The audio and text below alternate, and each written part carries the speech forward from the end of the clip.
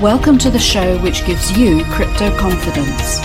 We want to help you navigate the sometimes confusing world of blockchain and cryptocurrencies and make smart, informed choices as a consumer.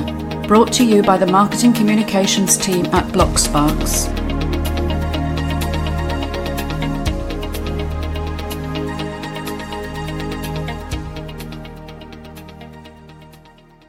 Well, it's brilliant to interview on the podcast today Natalie Furness. And Natalie is the founder of Women in Tech Revolution, which we're going to talk about a bit later on. From a careers point of view, Natalie is a specialist in blockchain in healthcare, which is something that you might not have obviously thought about as an area of blockchain application, but we're going to learn a lot more about it today. Welcome, Natalie. Thank you, Maya. It's lovely to be here. How are you? I'm very well, thank you. I'm very excited to dig into this area with somebody who's such an expert in it. Please tell us about your own career and the work that you're doing now. Oh, thank you for that, Maya.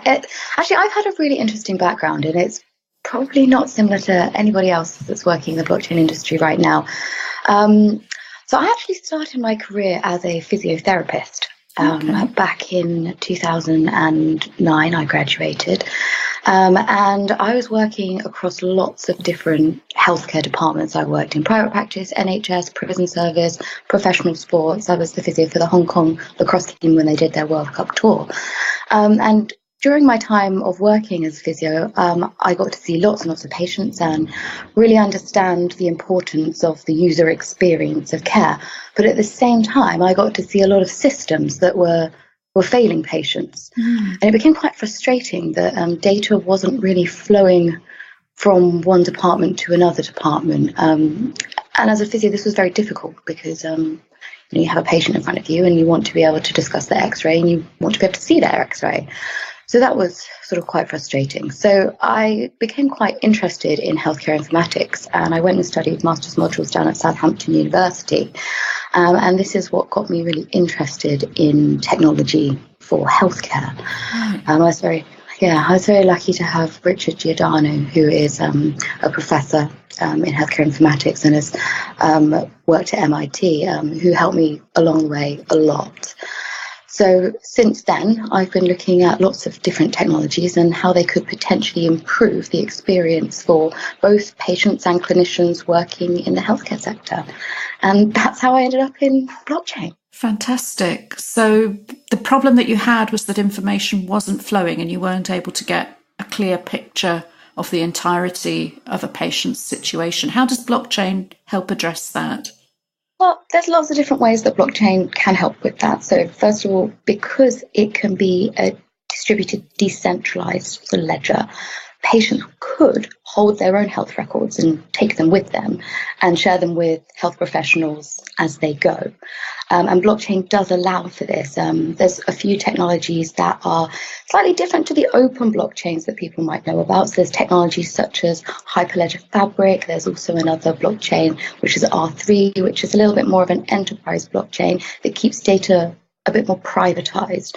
So, lots of different people could use that. So that it could be used from a patient's perspective, so they could take their health data with them, or it could even be used within organizations themselves. I mean, blockchain technology is amazing in the way that it tracks what's happening across the network. So in terms of organizations being able to audit processes and look at things like the way their data is flowing from place to place, blockchain has great options for that as well. Fantastic. So it sounds to me like, apart from the people who build and create the blockchain tools that are going to enable this, there are lots of other potential careers and different professional routes that are going to be impacted by this. Can you tell us a bit more, particularly in the health sector, how blockchain is affecting different professional roles and what kind of careers are you able to build within blockchain? Well, I suppose the way of looking at it is blockchain is another technology. It's another option. And looking at all technology companies, there's lots of different roles within them. And I think we're at sort of the early stage of development in blockchain, which is why maybe some of the roles have been a little bit more technical, because a lot of engineers are building the systems. However, it's very important that we raise awareness of these technologies. I mean, when you look at the attention, interest, desire, and action marketing methodology, which looks at sort of adoption and buying behaviors. Awareness is one of the biggest things. Yeah. So we're seeing a big drive at the minute for storytellers, marketers, people that are really interested in what the technology can do. So I would say, to be honest, if you're passionate about a particular topic, it doesn't have to be healthcare. If you're a lawyer and you can see the benefits of blockchain technology for managing certain contractual agreements, or when you have lots of stakeholders in play with an agreement, or if you are interested in charity funds and you want to improve the way that charity money is distributed and track it from place to place, then these are the sorts of people that we want to come on board and talk about blockchain technology. Wow, that's really exciting. I mean, obviously that has a lot to do with the work we're doing at BlockSparks to try and find these projects to talk about and tell their stories. But as a woman working in the industry yourself, and particularly in healthcare, what sort of roles might be less obvious, do you think, whose job's being affected by blockchain in the work you're doing that we might not think of? Okay, well, I think there's a few ways of looking at it. You could potentially be a doctor and be really, really interested in pushing out some technology to your department. And you could actually change your role from even working in medical practice to actually either owning your own blockchain organization or working alongside a blockchain team as their medical consultant. The same thing even with patients. So I would, advocate that patients themselves start getting involved with this technology revolution, so they can come in and maybe start working in the patient engagement area, understanding how the technology could change the way that we provide services to patients. So you've got the clinician side, you've got the patient side, but also people that are working in even more business roles in health organizations. So if you are, say, for example, someone that's working in procurement, it's very important at the minute that people maybe start to look at some of these new technologies, because whilst, IoT and AI is being talked about and funded heavily by the NHS, there hasn't been that much research that's been done on blockchain technology and how it's going to be affecting the NHS right now. So we need maybe teams of procurement specialists, the guys in the CIO, and also researchers, to come on board. Yes. And so there's actually a whole wealth of opportunities. Interestingly, I can see when working within departments, I can see some roles that I think are even going to start to come out from the growth of blockchain technology. Okay. What things that aren't really in the forefront presently, or things that will just change beyond recognition? I think I can see sort of a gap within some of the teams right now. So there's a lot of engineers, there's CEOs, there's COOs, and there's CTOs, and we've got the marketers. And it seems to be that we seem to be struggling with creating beautiful products or beautiful applications that are going to be easily adopted. Right. We are starting to get some more project managers on board to teams, but not as many as I think we'd like. And I can see this real big space for creatives as well. And maybe in the future we'll have a new role that's, rather than it's a product manager, maybe we'll see the future of a chief product officer up there alongside the CEOs and the CTOs and the COOs, because actually we're finding more and more that the user experience is what's so important to the adoption of this new technology. So I would call out to all the specialists in the area and say, maybe we should be upskilling ourselves in how we make products fit for the population. Yes. And maybe this is something in the future. That's really exciting, because that cuts across so many different industries and verticals, doesn't it? I mean, in healthcare alone, there's thousands. When you mentioned the NHS, one of the first things that sprung to my mind there was kind of resource management and supply chain and logistics, and scaling up to a huge nationwide network how blockchain could be used to control distribution of resources and save money. Yeah. The funding that's really needed. interesting. Yeah, that's really interesting from a supply chain point of view. I mean, particularly with things such as tracking ingredients that are put into particular pharmaceutical products. So one thing that I can see definitely improving is the tracking of all the different ingredients that are put into any sort of pharmaceutical product. And what this is going to help in the future is if there is any problem, even with the tiniest element of a product, that could be tracked and it could be recalled very, very quickly using blockchain technology, which could save hundreds and thousands of lives. Oh gosh, it's absolute life and death, like no other industry. I mean, we only have to take into account. I mean, recently there's been a well-known, well-branded retail coffee food provider that's been brought up in the media for actually having some fatalities with regards to allergies. Now, if we were able to, track production lines better and look at, very specific ingredients that are put into things and look at testing and tracking that on the blockchain, we might not have the issues that we have today. Definitely. And it would save money for the companies as well, because they would be able to be much more granular about product recalls. And so, they would know exactly which units may have been affected rather than having to give out random dates and areas and cause a lot of alarm in people, often quite unnecessarily. Yeah. Actually, it was quite funny. I went into, I think it was a supermarket in London a few weeks ago, and I actually saw a poster up for recall of a product. Durex were recalling some of their condoms. Oh, goodness.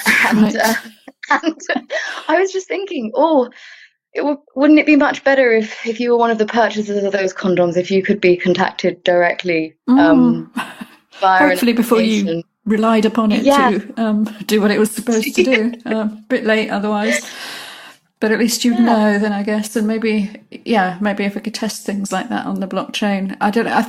I mean, obviously that's a life and death situation as well in lots of ways. I think the whole food supply thing is really interesting with the things like the ready meals and not actually knowing which species of animal was in your lasagna, things like that a couple of years ago. That's absolutely terrifying. So there are clearly so many different industries that blockchain tech could potentially disrupt. And I'm wondering if anyone listening to this now is starting to think about where they work and their career and their industry, and wondering what the changes could be of creating this tamper evident, transparent way of tracking things and managing data. What would your advice be, Natalie, if somebody's thinking, I wonder how this could apply to my industry? How would I find out more? What could my next step be? Well, there's lots of resources out there. But the tricky thing is finding the truth, finding things that are written in a balanced way. And I'd say a really good opportunity is if there is anyone out there that is interested in learning more, there's lots of community events and YouTube channels that I can recommend. Women in the Tech Revolution, we run a monthly meetup, which is free of charge, where we showcase all the brilliant women that are currently working in the technology industry scene. Not just blockchain, actually, lots of other industries, so AI, IoT as well, just to show the sort of variety of jobs that are out there for women. And so I've been to some of your meetings. That's where we met. It's all about networking. I did, and that was fantastic. I really enjoyed doing that. But what really impressed me there was the diversity, because as a network called Women in Tech, you actually attracted an extremely mixed crowd. And I think just by embracing that diversity, you were able to bring a lot more people into the room, into the conversation, and to start generating ideas and having those connections and bringing people together who might be the people to create the next amazing project.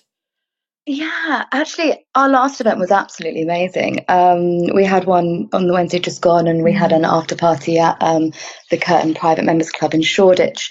And actually, during the meeting itself, we had such diverse people that actually weren't in tech at all.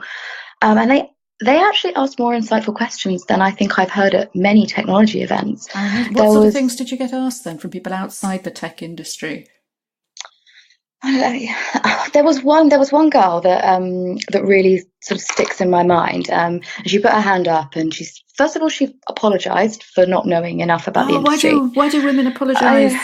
I'm not sure. We have to stop The thing that. is that, well, the thing is, we all said, you will be a specialist in your area. Yeah. We will all be specialists in our own area. So we said, first of all, you will be a specialist in your area. What is it that you want to ask us? She said, well, I work for a charity.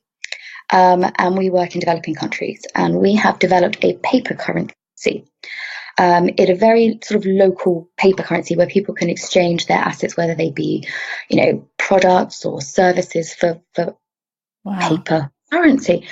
But they said the main issue is they don't know how to scale it. Yeah. And I was like, this is a real problem, and this has real potential to be a use case for absolutely blockchain. It's crying out to be a cryptocurrency, surely. Yeah, exactly. And it's one that we already know that there's a use for, because it's been tried and tested. Yeah. And I think the more people we can bring in with a non-technology background that can actually see the real problems within society, and then we can have business analysis and people that specialize in that to then inform the techies of what needs to be built. And then we can be building products that are going to have uses afterwards, and currencies that are actually going to have real value. Definitely. And it keeps that value within a community. If she's working with a group that have started to trade between themselves and have needed to create their own medium of exchange. It reminds me of years, actually decades ago, doing community development work in London, and I was involved with some local exchange trading schemes, which were very much that kind of thing. We literally printed vouchers and handed them over. So somebody would pay a couple of tokens for babysitting or whatever, or, washing each other's windows, and it kept that value in the community. And it sounds like quite a similar thing, but now there's this alternative. So gosh, I really hope she spoke to somebody at the after party who said, I'm going to build that for you. Yeah, I mean, we're very lucky. We had Helen Disney at our event as well, who's another specialist in healthcare blockchain, and she runs on blocked events, and they're fab. And Helen and I spoke with her, and we're looking at connecting these people with the businesses that they need. So I think it's really interesting as well for blockchain businesses. It might be worth them popping down to some of our events to connect with some of these people that are at the forefront of what's happening on the ground. So maybe they can get some ideas that they can turn into blockchain businesses. But it's a very, very exciting place to be right now. Definitely. And events like yours bring those worlds together, because there's these sort of really incredibly smart people who can do the tech, who can build the applications and build the blockchains.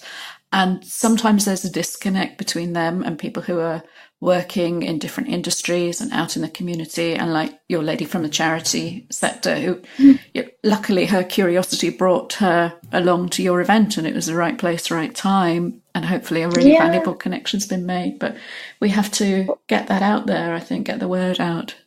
Yeah, and I think it's so important to be building these communities, because I speak to many people that, were part of the Bitcoin Foundation back in the day, and a lot of them even now say it isn't the tech that's driving a lot of the progression. It's the communities behind them.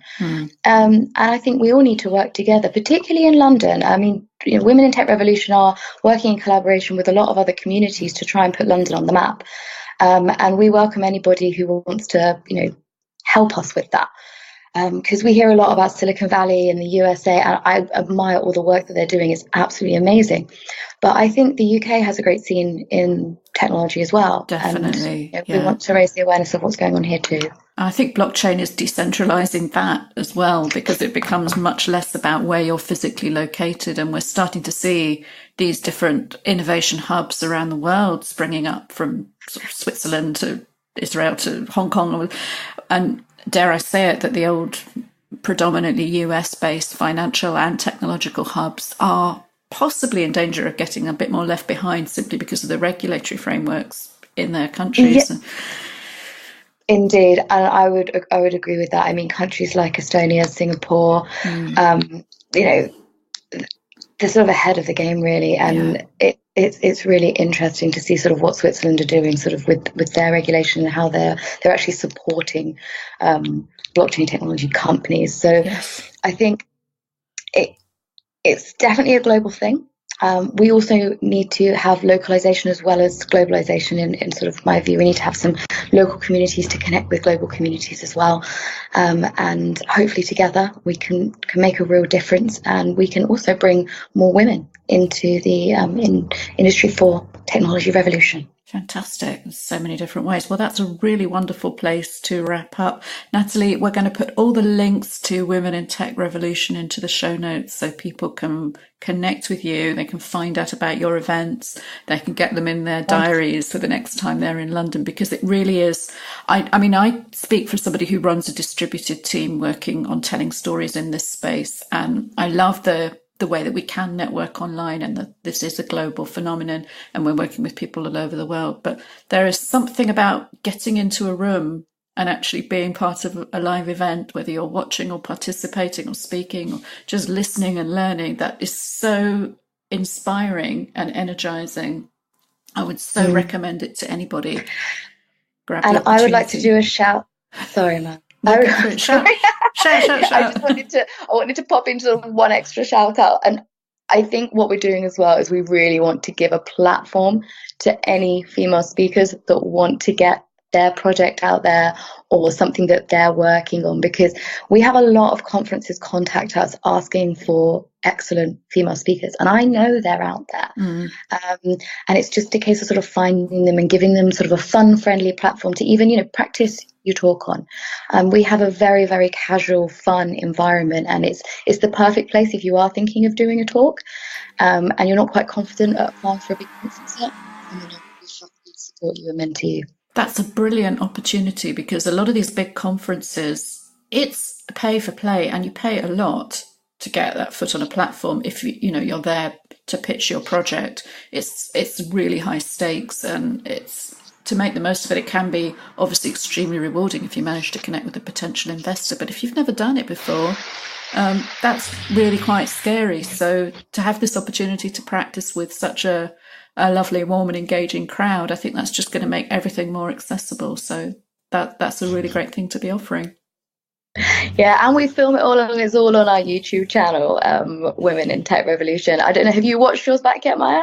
I don't know if I've watched it. I know that my Blocksparks colleagues have, and it's been shared. So I think I have just as much imposter syndrome as anybody else. I'll never listen back to this podcast, but I do understand the importance professionally of making sure that other people do. So we all need to get over ourselves and get out there and be part of this revolution. Well, it's been absolutely fabulous talking with you, Maya. I really appreciate you bringing me into this podcast series, and I will recommend it to all my friends. Thank you. Thanks for being part of it. Natalie Furness. Thank you.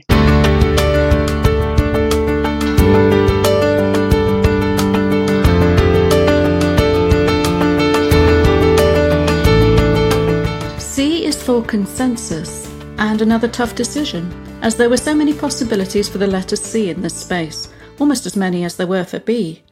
But having already talked about the basics of cryptography in episode 2, I decided to discuss consensus for our crypto dictionary slot today. Consensus in general language, then, means a widespread collective agreement or opinion, one supported by, or at least uncontested by, pretty much everyone. It doesn't mean a simple majority. It means that the majority effectively persuades the minority and convinces them, and a single decisive and unopposed viewpoint is held by the group going forwards. It's kind of like the complete opposite of Brexit. When it comes to blockchain, the word has a similar meaning. It's a way of creating trustlessness and certainty from multiple inputs by enabling a majority to make the decision which binds the others. So a network of distributed processes, like lots of different nodes solving a proof-of-work hash to write the next block in a blockchain, can be undertaken by multiple systems at once, but agree a single data view or single state of the network at the point where each block is written. This makes sure the next block is added to the most recent one, and so on. The purpose is to verify that the network is in consensus at each point before it moves on. Proof of work, the hashing problem as described above, is not the only consensus mechanism. There are many others, such as proof of stake, wherein validation of a new block can depend on how much of a stake or investment the validator already holds. But they all have the same purpose: to create an agreed-upon state where we can say that a transaction or a smart contract has been fulfilled. The purpose of each, therefore, is to create a fault-tolerant system to agree on that single state, a way to absorb different opinions into a single outcome. That brings it back to the common dictionary definition of a common position agreed upon. It's just so much easier when it comes to code than it is with politicians or people.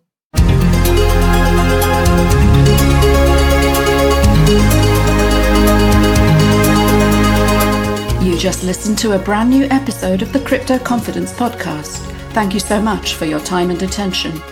If you enjoy what you're hearing, please do take the time to like, subscribe and review us wherever you go to get your podcasts.